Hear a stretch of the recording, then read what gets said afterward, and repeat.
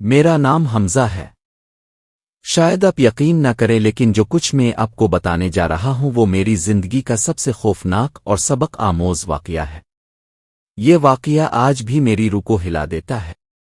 جب بھی میں اسے یاد کرتا ہوں تو دل کانپ اٹھتا ہے اور آنکھوں سے آنسو بہنے لگتے ہیں۔ میں ایک عام سا نوجوان تھا، لاہور کی ایک پرانی بستی میں رہتا تھا۔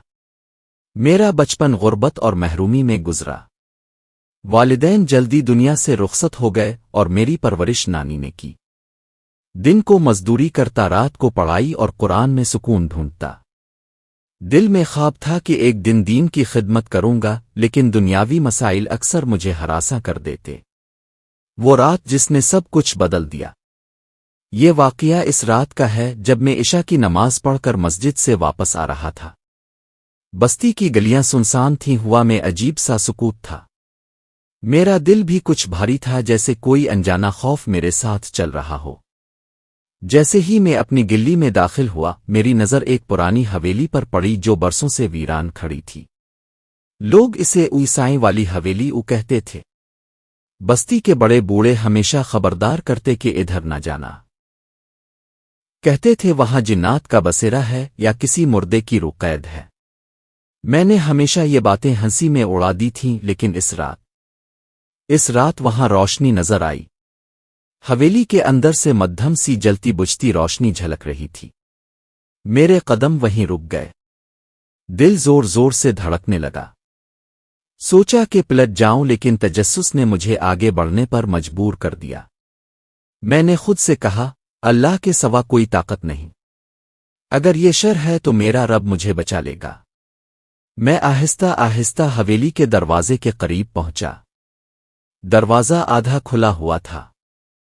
جب میں نے اسے دھکیلا تو ایک صد ہوا کا جھونکا میرے چہرے سے ٹکرایا۔ بدن لرز گیا۔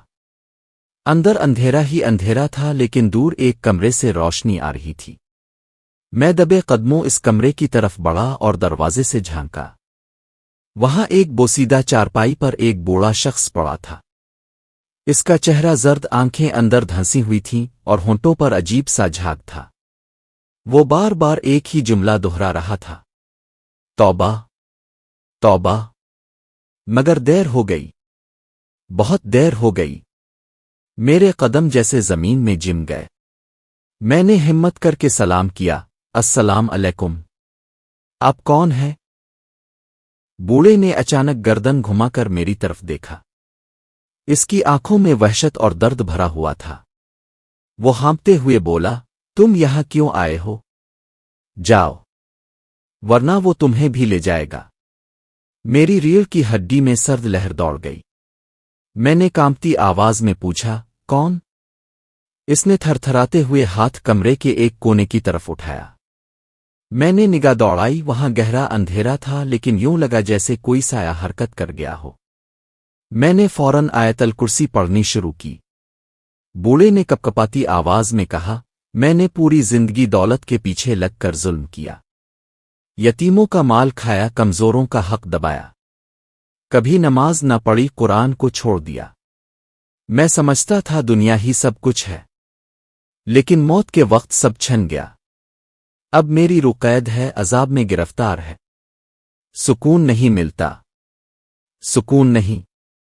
میں نے کانپتے ہوئے کہا، لیکن آپ تو ابھی زندہ ہیں۔ بوڑھے کے ہونٹوں پر خوفناک مسکراہٹ آئی، ہاں، بظاہر زندہ ہوں، مگر حقیقت میں مر چکا ہوں۔ میرا حساب شروع ہو چکا ہے۔ تم خوش نصیب ہو کہ ابھی وقت ہے۔ نماز پکڑ لو، قرآن پکڑ لو، ورنہ میرا انجام یاد رکھنا۔ یہ کہہ کر اس کی سانس پھولنے لگی، آنکھوں میں آنسو تیرنے لگے۔ اس نے لرزتے ہونٹوں سے آخری بار کہا، استغفر اللہ، استغفر اللہ، اور پھر اس کا جسم بے جان ہو گیا۔ میں وہاں کھڑا کانپ رہا تھا۔ آنکھوں کے سامنے ایک زندہ انسان نے اپنے گناہوں کا اعتراف کیا اور توبہ کرتے کرتے دنیا سے رخصت ہو گیا۔ میری آنکھوں میں آنسو آ گئے۔ میں بھاگتا ہوا حویلی سے نکلا۔ آسمان پر بادل چھائے تھے اور بجلی کڑک رہی تھی۔ اس رات میں سو نہ سکا۔ دل میں ایک ہی آواز گونجتی رہی، زندگی فانی ہے۔ दौलत, ताकत और गुरूर सब खत्म हो जाता है। असल सरमाया सिर्फ नेक अमल है। इस रात के बाद मेरी जिंदगी बदल गई। मैं बार बार इस मंजर को याद करता रहा जब इस बूढ़े ने आखिरी लम्हों में तौबा का लफ्ज़ दोहराते हुए दुनिया से रुखसत ली थी। मेरे कानों में इसकी कपकपाती आवाज़ आज भी गूंजती है, नमाज पकड़ लो, कुरान पकड़ लो, वरना मेरा अंजाम याद रखना। मेरा दिल खौफ से कांप उठता। मैं सोचता था, अगर मैंने भी जिंदगी इसी तरह गफलत में गुजार दी तो मेरा अंजाम क्या होगा। अगले दिन मैं मस्जिद के इमाम साहिब के पास गया। उनके सामने बैठकर सारी बात बताई। इमाम साहिब ने मेरी तरफ गहरी नजर डाली और फिर फरमाया, बेटा हमजा, कभी कभी अल्लाह अपने बंदों को ऐसे मनाजिर दुखा देता है जो दूसरों को नसीब नहीं होते। ये अल्लाह का करम है कि इसने तुझे हकीकत दुखा दी ताकि तो संभल जाए और दूसरों को भी संभाल सके। इमाम साहिब की बातों ने मुझे मजीद सोचने पर मजबूर कर दिया। मैंने दिल ही दिल में फैसला कर लिया कि अब गफलत नहीं करूंगा। नमाज को अपनी जिंदगी का हिस्सा बनाऊंगा, कुरान को अपना रहनुमा बनाऊंगा। लेकिन मुझे नहीं मालूम था कि यह फैसला मेरी जिंदगी में एक नया तूफान लेकर आने वाला है। इस रात में हस्म मामूल मस्जिद से वापस आया। बस्ती खामोश थी, सिर्फ कुत्तों के भौंकने की आवाजें सुनाई दे रही थीं। जैसे ही मैं अपने घर के दरवाजे तक पहुंचा, मुझे यूं लगा जैसे कोई मेरा पीछा कर रहा है। मैंने पलट कर देखा, गिल्ली बिल्कुल खाली थी। मैंने खुद को तसल्ली दी कि यह वहम है। लेकिन जैसे ही मैंने दरवाजा खोला, मेरी नजर फिर इस पुरानी हवेली की तरफ गई। किस्म से इस रात मैंने वाज़े तौर पर देखा कि हवेली की खिड़की के पीछे कोई खड़ा है। एक धुंधला सा साया जो मुसलसल मुझे घोर रहा था। मेरे जिस्म में सनसनी दौड़ गई। मैं फौरन अंदर दाखिल हुआ और दरवाज़ा बंद करके कुरान उठा लिया। रात भर में आयतल कुर्सी और सूरा यासीन पढ़ता रहा। अगले दिन थकन के बाइस में देर से सोया। दोपहर को एक अजीब ख्वाब देखा। ख्वाब में मैं फिर इसी हवेली में था। वही कमरा, वही चारपाई, लेकिन इस बार वहां वो बूढ़ा नहीं था। इसकी जगह एक नौजवान बैठा था, सफेद लिबास में, नूरानी चेहरे वाला। वो मुझे देखकर मुस्कुराया और बोला, हमजा, तुम डरो मत। तुम्हें ये सब यूं ही नहीं दिखाया जा रहा। तुम्हें एक मिशन दिया गया है। ये बस्ती गुनाहों में डूब रही है। शराब, सूद, नाइंसाफी, सब कुछ आम हो गया है। तुम्हें लोगों को जगाना होगा, वरना ये हवेली और उसके साए तुम्हारी बस्ती को तबाह कर देंगे। मैं हड़बड़ा कर जाग गया। पसीने में शराबूर था। दिल बुरी तरह धड़क रहा था। मेरी कश्मकश। मैं समझ नहीं पा रहा था कि यह ख्वाब था या हकीकत।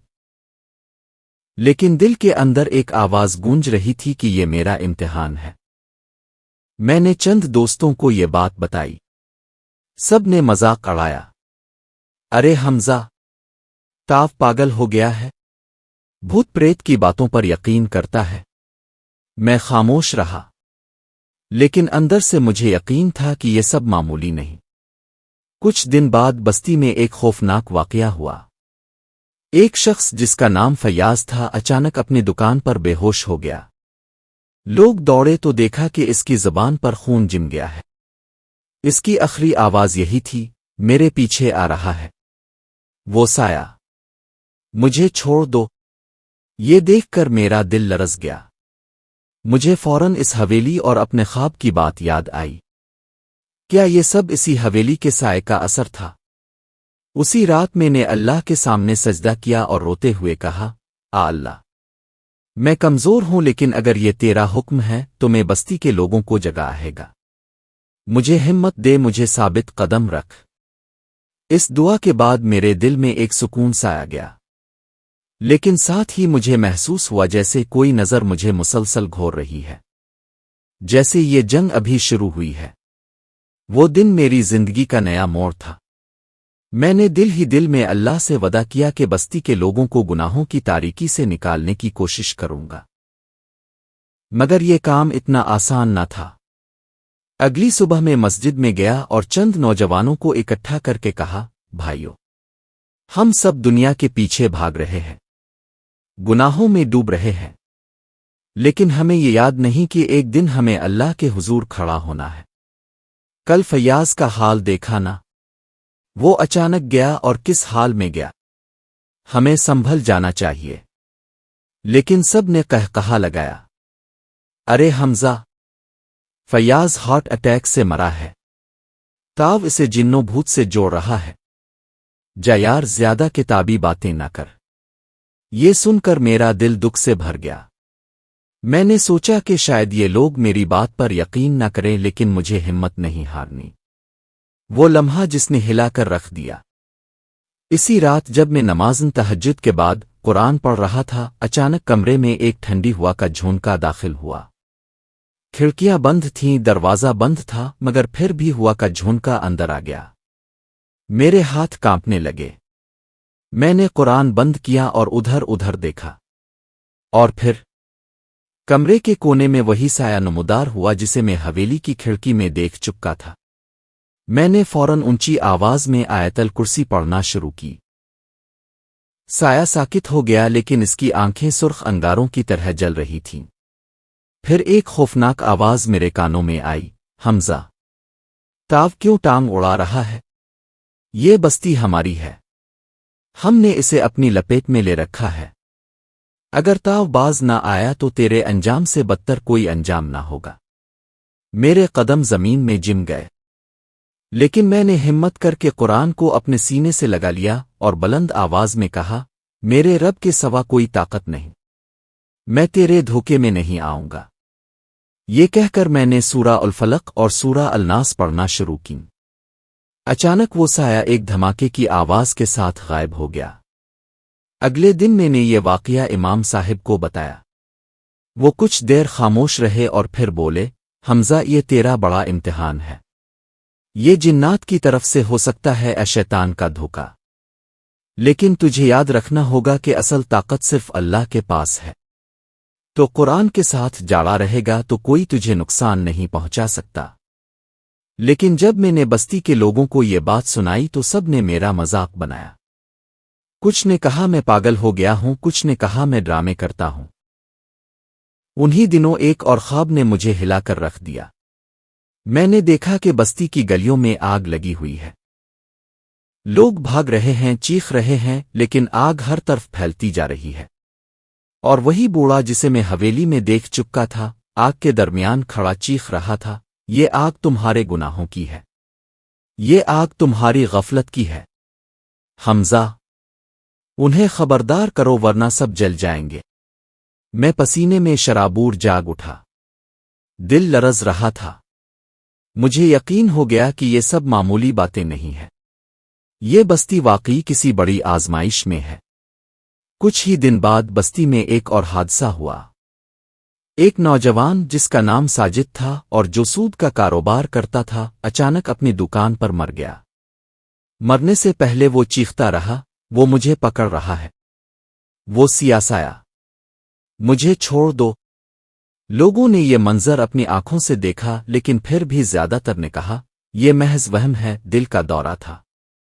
لیکن میرے دل کو یقین ہو چکا تھا کہ یہ سب ایک ہی سائے کا کھیل ہے، اور مجھے ڈر تھا کہ اگلا شکار کوئی بھی ہو سکتا ہے، شاید میں بھی۔ میں نے اس رات دوبارہ اللہ کے حضور روتے ہوئے دعا کی، آ اللہ، اگر تاو نے مجھے اس بستی کی اصلاح کے لیے چانا ہے تو مجھے ہمت دے، مجھے شیطان اور اس کے ساتھیوں سے محفوظ رکھ، اور مجھے ثابت قدم بنا۔ دل میں سکون اتر آیا، لیکن مجھے اندازہ تھا کہ یہ جنگ اب ختم نہیں ہوئی بلکہ ابھی شروع ہوئی ہے۔ میں نے آپ کو اپنی کہانی کے وہ تمام لمحات سنائے جو میری زندگی کو بدلنے کا سبب بنے، لیکن اب میں آپ کو اس واقعے کا آخری اور سب سے خوفناک باب سنانے جا رہا ہوں، وہ رات جس نے فیصلہ کر دیا۔ یہ جمعہ کی رات تھی۔ میں مسجد میں دیر تک بیٹھا قرآن پڑھ رہا تھا۔ بستی عجیب سکوت میں ڈوبی ہوئی تھی۔ دل میں بار بار ایک ہی خیال آ رہا تھا کہ کچھ بڑا ہونے والا ہے۔ جب میں گھر واپس جا رہا تھا تو اچانک بستی کی گلیوں میں شور مچ گیا۔ لوگ دوڑتے ہوئے ایک ہی طرف جا رہے تھے۔ میں نے بھی جلدی سے دیکھا تو وہی پرانی ویران حویلی تھی جس پر ہجوم جمع تھا۔ اندر سے دل دہلا دینے والی چیخوں کی آوازیں آ رہی تھیں۔ کچھ لوگ ڈر کے مارے بھاگ رہے تھے، کچھ اندر جھانک رہے تھے۔ میں بھی کانپتے قدموں سے آگے بڑھا۔ حویلی کے اندر وہی کمرہ روشن تھا، لیکن اس بار منظر الگ تھا۔ چارپائی پر کوئی نہیں تھا، اس کی جگہ کمرے کے بیچ میں ایک سیاہ سایہ کھڑا تھا جس کی آنکھیں انگاروں کی طرح دہک رہی تھیں۔ سایہ سب کے سامنے بولا، یہ بستی ہماری ہے، تم سب گناہوں میں ڈوبے ہو، شراب، سود، ظلم، سب کچھ کرتے ہو۔ تم نے اللہ کو بھلا دیا، اس لیے ہم تمہیں اپنی گرفت میں لے چکے ہیں۔ لوگوں کے چہرے پیلے پڑ گئے، کئی بے ہوش ہو گئے۔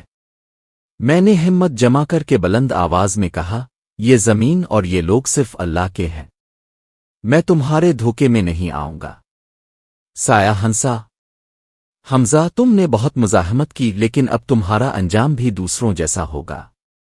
میرے دل میں خوف ضرور تھا، مگر اسی لمحے مجھے امام صاحب کی نصیحت یاد آئی کہ اصل طاقت صرف اللہ کے پاس ہے۔ میں نے کانپتے ہونٹوں سے قرآن کھولا اور سورت یاسین تلاوت کرنا شروع کی۔ آواز پہلے لرز رہی تھی لیکن پھر مضبوط ہوتی گئی۔ جیسے ہی آیات فضا میں گونجنے لگیں، سایہ پیچھے ہٹنے لگا۔ اس کی آنکھوں کی سرخی مدھم ہونے لگی۔ وہ چیخ کر بولا، راک جا، ورنہ میں جل جاؤں گا۔ لیکن میں نے پڑھنا نہ چھوڑا۔ میری آواز بلند سے بلند تر ہوتی گئی۔